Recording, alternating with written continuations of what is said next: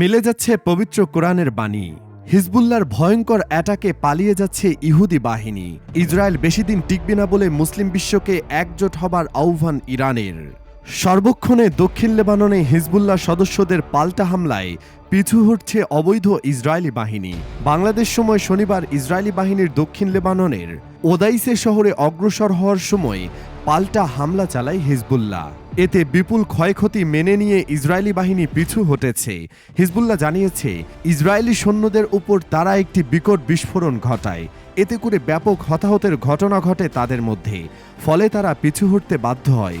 এর আগে গত 5 বছর পর জুমার খুতবায় কি বলেছিলেন ইরানের সর্বোচ্চ নেতা আয়াতুল্লাহ আলী খামেনি?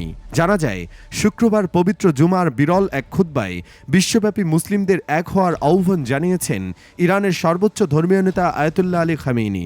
তিনি বলেন, ইহুদিবাদী ইসরায়েলের অস্তিত্ব কৃত্রিম, এটা বেশিদিন টিকবে না। ইসরায়েল পুরোপুরি আমেরিকার সহায়তায় নিজের অস্তিত্ব ধরে রেখেছে। ইসরায়েলি বর্বর হামলা সত্ত্বেও হিজবুল্লাহ ও হামাস পিছু হটবে না। ইরানের রাজধানী তেহরানে ইমাম খোমেনি গ্র্যান্ড মুসল্লা মসজিদে জুমার খুতবায় এই আহ্বান জানান। প্রায় 5 বছর পর জুমার খুতবা দিলেন তিনি।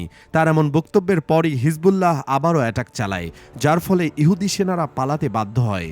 ইসরায়েল সরকারকে রক্তচোষা শাসক গোষ্ঠী এবং যুক্তরাষ্ট্রকে এই অঞ্চলের পাগলা কুকুর বলে অভিহিত করেন খামেনি। সম্প্রতি ইসরায়েলে ইরান যে ক্ষেপণাস্ত্র হামলা চালিয়েছে তার প্রশংসা করে খামেনি বলেন, কয়েক রাত আগে আমাদের সশস্ত্র বাহিনীর অভিযান ছিল সম্পূর্ণ আইনসম্মত ও বৈধ।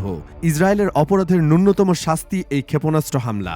ফিলিস্তিনের স্বাধীনতাকামী সশস্ত্র সংগঠন হামাস গত বছরের 7 অক্টোবর ইসরায়েলে হামলা চালায়। এই হামলাকেও যৌক্তিক ও আইনসম্মত বলে অভিহিত করেন খামেনি। তিনি বলেন, এমন কোনো একক আদালত বা আন্তর্জাতিক সংস্থা নেই ফিলিস্তিনি জনগণকে শুধু তাদের মাতৃভূমিকে রক্ষা করার জন্য দোষারোপ করতে পারে। ইরানের সর্বোচ্চ নেতা বলেন, হিজবুল্লাহ ও হামাসের গুরুতর ক্ষতি ইসরায়েল করতে পারে না। লেবাননের শিয়াপন্থী রাজনৈতিক দল ও সশস্ত্র সংগঠন হিজবুল্লাহর লড়াই পুরো অঞ্চলের জন্য গুরুত্বপূর্ণ সেবা বলে মন্তব্য করেন খামেনি। তিনি বলেন, প্রতিরোধ সংগঠনগুলোর নেতাদের ইসরায়েলের হত্যা করলেও ইরানের এই মিত্ররা পিছু হটবে না। তিনি বলেন, এই শাহাদতের জেরে এ অঞ্চলের প্রতিরোধে পিছু হটবে না এবং জয়ী হবে। আরব জনগণের উদ্দেশ্যে আরবি ভাষায় এ খুতবায় তিনি বলেন, ইরান, ফিলিস্তিন, লেবানন, মিশর, ইরাক, সিরিয়া ও ইয়েমেনের শত্রু অভিন্ন। আঞ্চলিক যুদ্ধের যে আশঙ্কা তাকে বাস্তব বলে মনে করছেন খামেনি। তবে তিনি বলেন, ইসরায়েল প্রশ্নে ইরান কোনো কিছুতেই দ্বিধা করবে না বা দীর্ঘসূত্রিতা করবে না। হিজবুল্লাহ নেতা Hassan Nasrallah, Islamic Revolutionary Guard Corps আইআরজিসির কমান্ডার আব্বাস নীলফরৌশান এবং তেহরানে গত জুলাইয়ে হামাস নেতা ইসমাইল হানিয়ে হত্যার বদলা নিতে ইসরায়েলে ইরানের প্রায় 200টি ব্যালিস্টিক ক্ষেপণাস্ত্র হামলার 3 দিন পরে খামেনি এই খুতবা দিলেন। খুতবায় হাসান নাসরুল্লাহর উচ্ছ্বসিত প্রশংসা করেন ইরানের সর্বোচ্চ নেতা। বলেন, আমাদের মাঝে হাসান নাসরুল্লাহর শরীরে উপস্থিতি না থাকলেও তার পথ ও বক্তব্য আমাদের সঙ্গে থাকবে। তিনি ছিলেন অত্যাচারী দানবের বিরুদ্ধে প্রতিরোধের ঝান্ডা। তিনি ছিলেন নির্যাতিত মানুষের সাহসী কণ্ঠ ও সমর্থক। সৈয়দ হাসান নাসরুল্লাহ সত্য সন্ধানী ও সত্য পথের সংগ্রামীদের উৎসাহ ও সাহসের উৎস ছিলেন। তার জনপ্রিয়তা ও প্রভাবের পরিধি লেবানন, ইরান ও আরব দেশগুলোর গণ্ডিকে ছাড়িয়ে গিয়েছিল। এই মহান ব্যক্তির শাহাদতে তার প্রভাবকে আরও বাড়িয়ে দেবে। ইরানের সর্বোচ্চ নেতা বলেন, হিজবুল্লাহ, হামাস ও ইসলামী জিহাদের শক্তিশালী সাংগঠনিক কাঠামো বড় কোনো ক্ষতি করতে সক্ষম নয় বলেই নিকৃষ্ট ও অসভ্য শত্রু দখলদার ইসরায়েল বেসামরিক মানুষ হত্যাকে নিজেদের বিজয় লক্ষণ হিসেবে বিবেচনা করছে। যাই হোক, আয়াতুল্লাহ আলী খামেনি ইসরায়েল ধ্বংসের যে কথা বলেছেন তা মূলত নবীজি সাল্লাল্লাহু আলাইহি ওয়াসাল্লামের ভবিষ্যৎবাণী। তা কিভাবে? আমরা জানি, হযরত আবু হুরায়রা রাদিয়াল্লাহু আনহু থেকে বর্ণিত, রাসূল সাল্লাল্লাহু আলাইহি ওয়াসাল্লাম বলেছেন, কিয়ামত সংঘটিত হবে না যতক্ষণ পর্যন্ত মুসলমানরা ইয়াহুদি সম্প্রদায়ের সাথে লড়াই না করবে। মুসলমানরা তাদেরকে হত্যা করবে, ফলে তারা পাথর বা বৃক্ষের আড়ালে আত্মগোপন করবে। তখন পাথর বা গাছ বলবে, হে মুসলিম, হে আল্লাহর বান্দা, এই তো ইয়াহুদি আমার পশ্চাতে, এসো তাকে হত্যা করো। কিন্তু গারকাদ গাছ এ কথা বলবে না, কারণ এই হচ্ছে ইয়াহুদিদের গাছ। সাহিহ মুসলিম হাদিস নাম্বার ৭০৭৫। বিশ্বের একমাত্র ইহুদি রাষ্ট্র ইসরায়েল।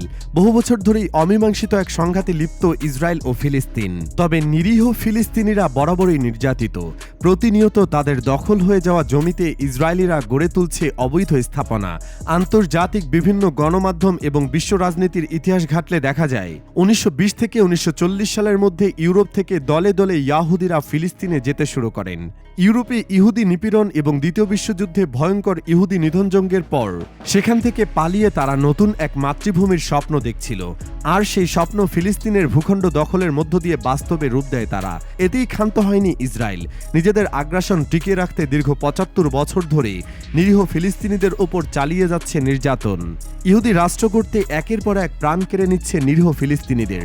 তবে রাসূল সাল্লাল্লাহু আলাইহি ওয়াসাল্লামের ভবিষ্যৎবাণী হচ্ছে, কিয়ামতের আগে অবশ্যই এই ইহুদি জাতি মুসলিমদের হাতে পরাজিত হবে।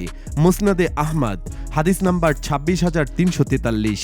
তবে আপাত দৃষ্টিতে মুসলিমদের নির্যাতিত মনে হলেও আল্লাহ তাআলা ইহুদিদের উপরই স্থায়ীভাবে লাঞ্ছনা, অপমান ও নির্যাতন নির্ধারিত করে দিয়েছেন। যুগে যুগে ইতিহাসের বিভিন্ন অধ্যায়ে তাদের লাঞ্ছিত ও অপমানিত করেছেন, এমনকি তাদের নিজেদের লোক দিয়েই।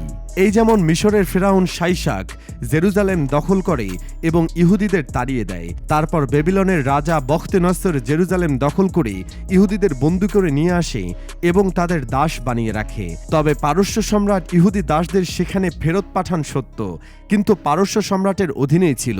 ৬৬ খ্রিস্টাব্দে রোমান সম্রাট তাইতুস জেরুজালেম দখল করে এবং ইহুদিদের ব্যাপক হারে হত্যা করে।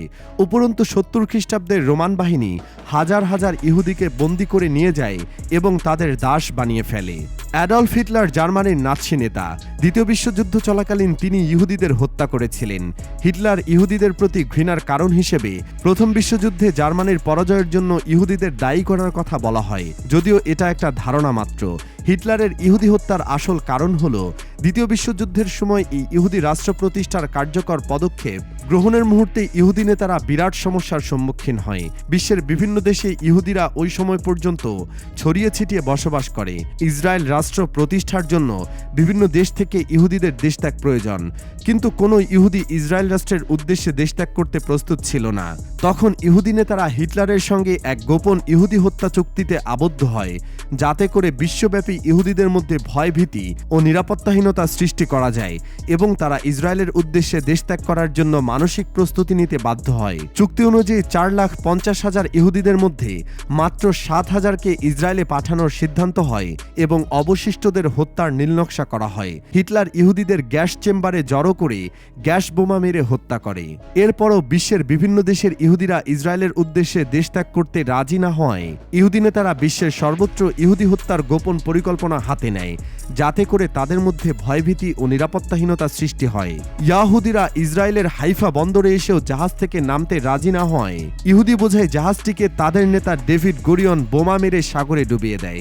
এভাবে আল্লাহর ঘোষণা সত্যে প্রমাণিত হয়, মানে ইহুদিদের তাদের নিজেদের লোক দ্বারাই সাজা দিয়েছেন। ইসলাম ও অন্যান্য মতবাদ পৃষ্ঠা নাম্বার ৮৪।